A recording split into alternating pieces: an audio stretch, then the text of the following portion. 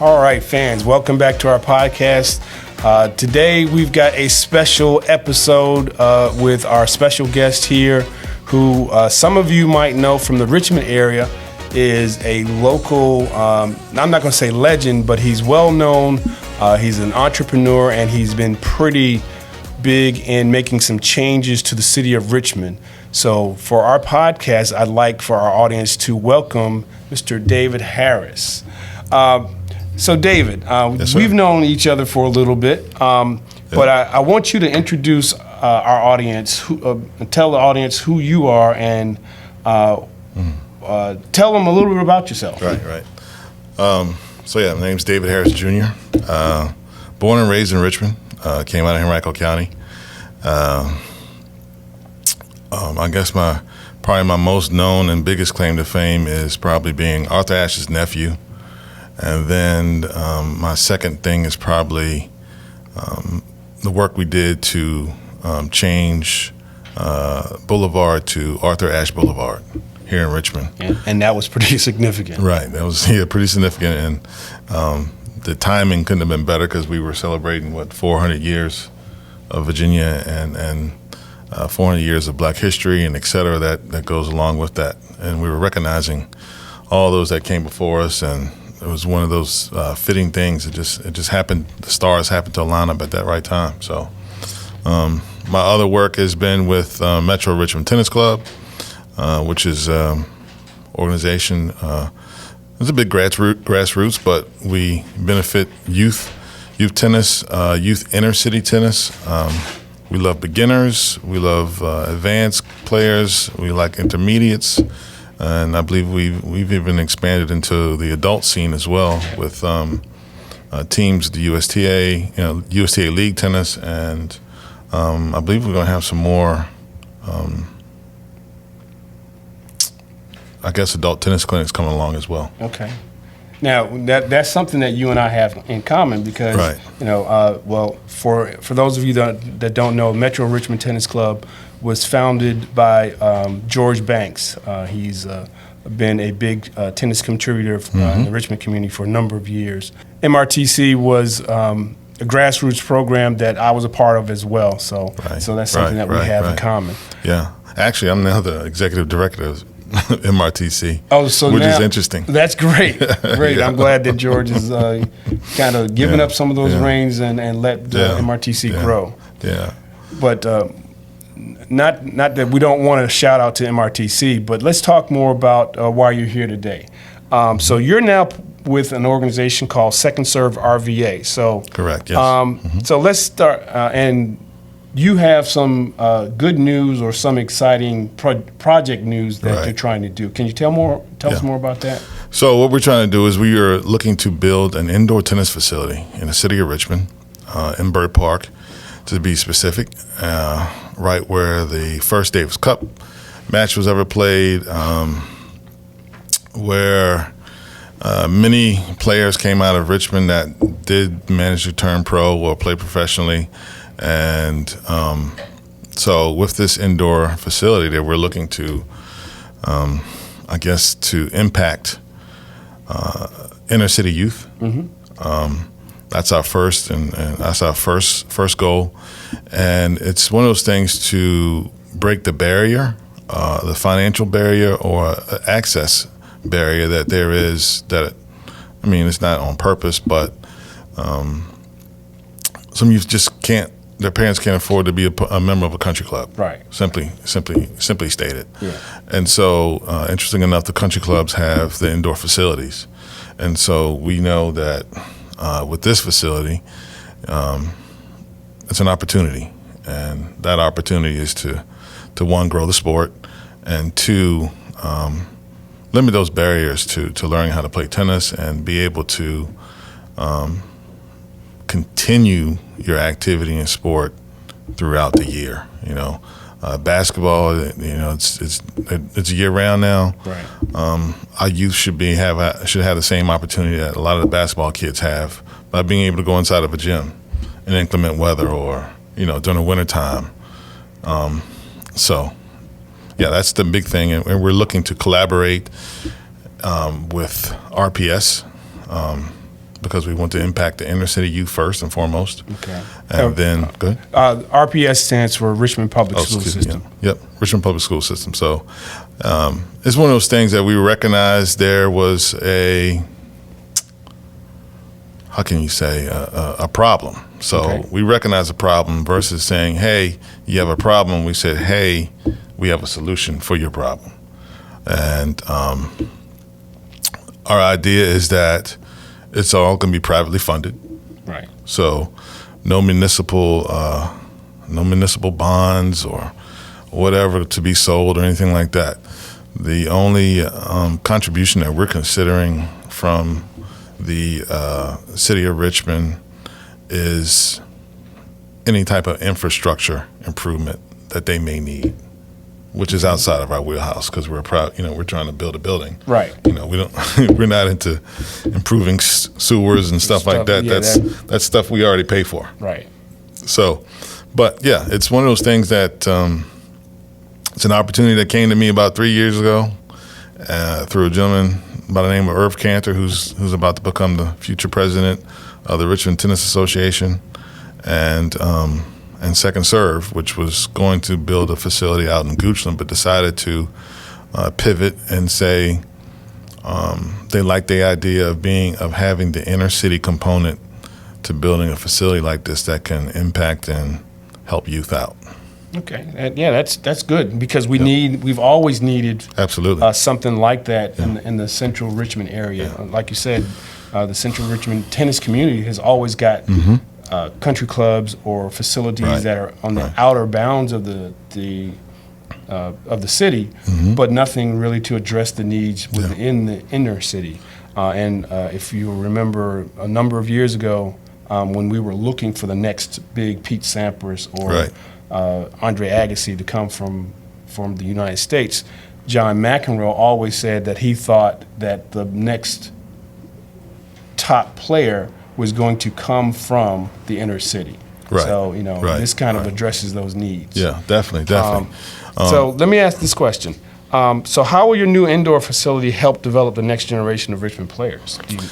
So interesting enough, our grand idea is to put the facility right behind the elementary school. Okay.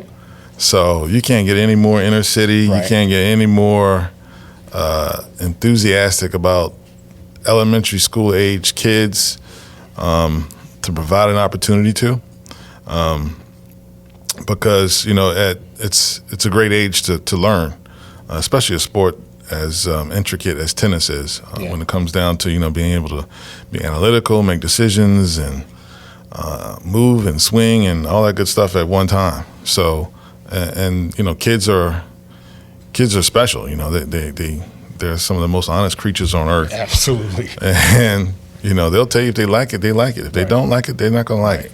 But for one, we want to be able to introduce and we want to start at least with that school as an initial impact, and then prayerfully and hopefully the other principals, and we'll see principals and leadership and the brass of Richmond Public Schools will see that, hey, this is something we can definitely do, because education-based sports is a big thing. Regardless of what sport it is, athletes tend to have a little bit higher GPA consistently, and tennis players always have the highest GPA out of all of the sports. Yeah. And also, tennis is like the fourth most popular sport in the world. So, volleyball is after us. Right.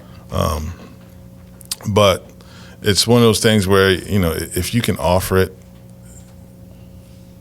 there's somebody that's willing to participate. And, if I only get one kid come to that building, it was all worth it. I agree. It's all worth it. We being tennis players ourselves, we know the impact that it had on our lives, and that's why we're here today. Yeah. So let me ask you another question based on what you were just saying. Tennis is often called a lifetime sport. Correct. How has tennis shaped your life, both on and off the court? Sounds like it's done a lot. Yes. One has kept me to be able to still be able to move at this age. That's always important. Thank God I still have my knees and stuff. But also it is, interesting enough, it became a source of income for me at one point. Okay.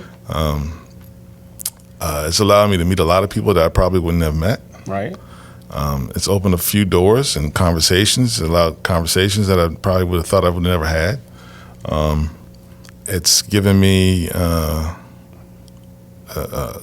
good work ethic. So yeah, I had the work ethic and discipline. It's a demonstration of I understand, and it showed me that you're not going to get it right the first time. Right. So every time, every mistake, you have a chance to correct it, improve it, come up with something more creative, in order to achieve. Just get better. To just get better, yeah. You have a lot of options, to just get better. Whether it's equipment or a different pair of shoes or something, but tennis always gives you another chance. Yeah. Double faults are allowed for a reason. That's right. We wish we had double faults in life, but hey, we're only in tennis. We'll take it. Mm-hmm. So let me ask this question. For our listeners who want to get involved, what are some of the best ways that people can support the facility's development or contribute to Second Serve RVA? Right. So one of the best ways they can contribute right now is we're looking for as much support as we can get. Especially in getting the word out. Those who have played tennis, they can talk about how it's impacted their life. They can explain to the public at large how important it is to still be able to enjoy your sport during the winter months, so you don't have any downtime. That's one of the things that we recognize that once November hits here in Virginia, November, December, through end of February, beginning of March, it's a little chilly. Yeah. You really don't want to go outside and hit a tennis ball. But like I said, Virginia, we tend to have a 6-degree day, out of the blue or whatever. Yeah, we're fortunate. We're fortunate in that regard, yes. So we just want to be able to say, hey, you can continue your training, your learning, and your development as an individual through the wintertime, doing what you like and what you love. Because, I read a fact a long time ago about my uncle. The reason why he went to St. Louis was because he had no indoor facility to play at here in Richmond during the winter. So, and of course, we know the story goes, after St. Louis, he went on to UCLA. Right. But one of the other ways is they can go to our website, which is Tennis Everyone. Take a look at our website, see what we're talking about, what we're planning. They can contact us through that. They can talk to their local representative, their council member. They can talk to their local school board member, and tell their local school board member this is something that they'd like to see. I mean, because although we are building a tennis facility, it also is an opportunity to have a community center as well, a place for. I'm not going to say we're going to have everything, but it's just an opportunity. One to what we want to offer is putting in the Black Tennis Hall of Fame there. Okay. We want to put the Richmond Tennis Hall of Fame in there. Okay. We're going to house office space for Metro Richmond Tennis Club. Okay. And office space for Richmond Tennis Association. We're also looking to provide opportunity for Virginia Union's women's tennis team, a place for them to have facilities and practice in the wintertime as well. And what else are we looking to offer? I'm working with a local pediatrician, and she wants to, her idea, she has an opportunity and a desire to open up a sports medicine, sports health segment for youth. Okay. And so, get them started early. Yeah, get them started early. So I've talked to her about joining in with us, and she's agreed to do that. And we're also looking to help with the social emotional wellness. Okay. And we are partnering with the Challenge Discovery Projects out of Churchill here in Richmond, up on Jefferson Street. I have a good relationship with that because I'm on the board there with them. And so, they provide social emotional wellness for youth in Richmond City Schools. So it's those things that all align. that we want to offer, and be a supplement and help out RPS with all that they're trying to do from the classroom side. Okay. And so, we don't want to disturb the classroom. However, we want to be able to enhance the classroom. And so, there's not many cities that have really, doing something like this. So this is our opportunity to go ahead and become the benchmark, become the pinnacle, and be able to attract, people who want to come live and play in Richmond. That's great. I mean, so you'd be adding value to the Richmond yeah. community in ways that go far beyond the sport of tennis. Absolutely. We're not going to be a one-trick pony. That's great. So just one more question for me, and it's right along those same lines. So looking ahead, what's your long-term vision for Richmond tennis, say 10 years from now? 10 years from now. Where does Second Serve RVA's role fall in line with that? So Second Serve is going to continue to be part of their role is one, they're the sponsor of the whole building. Okay. To run an organization, fundraise, and et cetera, Second Serve. So my vision is one of my other projects is Tennis Under the Lights, make that one of the biggest premier events that we have in the city. And it's doing real well right now. It's done really well. Yep, we're about to do into our 4th year. Of course, we do a little bit of fundraising in order to be able to pay for the DJ and the pizza afterwards, and the trophies and folks. At that event, we want that to be able to grow and still be prosperous and be one of those premier events in Richmond because it's free, right? Right. And at Byrd Park. And at Byrd Park, yes. Centrally located. Centrally located at Byrd Park, and then we moonlight over at Battery Park as well. Right. But yeah, that's one of those things I love to still see that's happening 10 years from now. If I'm running it or not, hey, as long as it's happening. Right. But I also would like to see tennis get back into RPS schools. Yes. As a functioning, viable thing that occurs. With that being said, with the indoor facility, new tennis courts that we're looking to plan to do for RPS. And being able to teach and train teachers how to teach and or coach tennis for the school. So it's like we started at elementary level. We're going to build all the way up to the high school level. So by the time they matriculate forward, they've got a high school team to be on, and then if they want to go further, play college, the tour or whatever. My other site. 10 years from now, I would love to be able to see that Richmond, we have at least 2 players on tour that we can champion and call our own and support. And if it's more than 2, the more the merrier, because at one time Richmond was a big hub for tennis and influence in tennis. So I think we can get back to that because we're pretty centrally located, right down 95. So yeah. I mean, you're right. Geographically, we're in a great location. Yep. Not a bad spot regionally within the country. So you're right, and we're not that far from a major USTA high performance center in Baltimore, and Maryland. So and that's great because again, Richmond has a lot of historical figures beyond just Arthur. Right.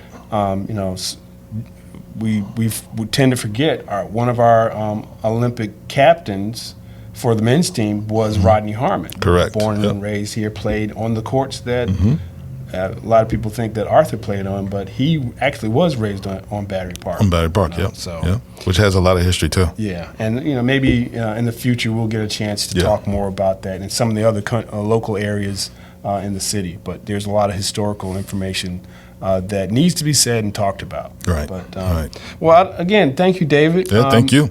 This is great. I appreciate you coming out and telling us your story about Second Serve RVA and letting us give a chance to promote it, and hopefully we'll get more people involved and get absolutely. Yeah, like I said, it's one of those things where we're offering. We're not asking the local government to give us anything. We are asking to do a lease on a piece of property, but as a expense to Richmond Public Schools or City of Richmond, we're here for the right reason. Okay, good. Yeah. Can you say the website again? It's tenniseveryone.org. Tenniseveryone.org. All right. Yep, tenniseveryone.org, and it'll come up. Really nice site. We put it together, hopefully, that in a way that people can follow and it looks well. If you got any suggestions, let me know. Okay. I'm open to that. Well, again, thank you again. Yep, thank you, sir. See you on the Appreciate course. it.